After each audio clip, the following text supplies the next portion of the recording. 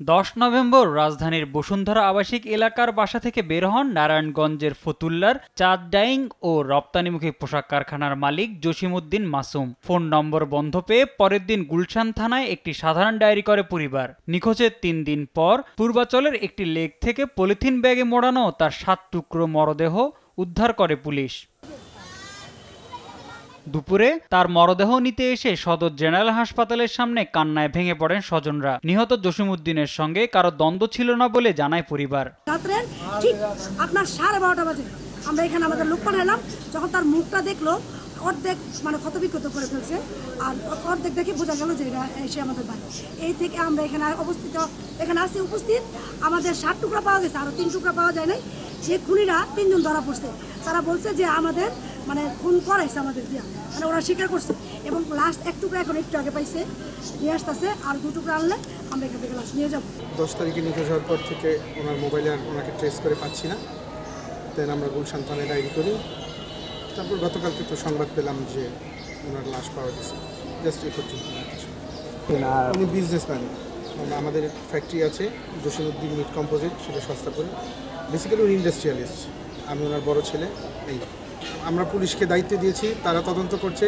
তারা যদি কোনো আপডেট পায় আমাদেরকে জানান।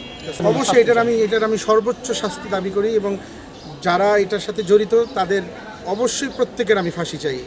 এছাড়া তো এর চেয়ে চাওয়ার তো আর কিছু নাই। এইটাই আমার চাওয়া, ফাঁসি চাই তাদের। ওনার অত্যন্ত ভালো লোক ছিল, ওনার তুলনা হয় না। ওনার একটা সামাজিক ধার্মিক সব দিক দিয়ে সে খুব ভালো লোক ছিল। ওনার ইন্ডাস্ট্রিতে অনেক লোক কাজ করেই তার জীবিকা নির্বাহ করতেছে।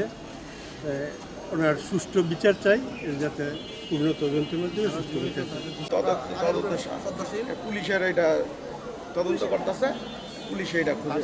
এই ঘটনায় থানায় একটি হত্যা মামলা দায়ের করা হয়েছে। এই হত্যার রহস্য উদ্ঘাটনে কাজ করছে বলে জানায় পুলিশ। চাঁদ ডাইং এর মালিক লোকটা, ওর 10 তারিখে একটা হারানো জিডি হয়েছে। লোকটা বেসিক্যালি থাকে হলো বসুন্ধরা এলাকায়। তার ভিত্তিতে আমরা যখন ওকে খুঁজতে যাই বা খুঁজি, তখন লাশ পাওয়া যায়, কাটা লাশ পাওয়া যায় বিভিন্ন কয়েক খণ্ডে খণ্ডিত। পুলিশ ওটার পরে ভিত্তি করে সূত্র ধরে খোঁজাখুঁজি করে আসামিকে গ্রেপ্তার করেছে, এবং এটা নিয়ে কিন্তু গতকাল মামলাও হয়েছে আমাদের রূপগঞ্জ থানায়। আপাতত এখনো পর্যন্ত আমরা একজনকে গ্রেপ্তার করা হয়েছে।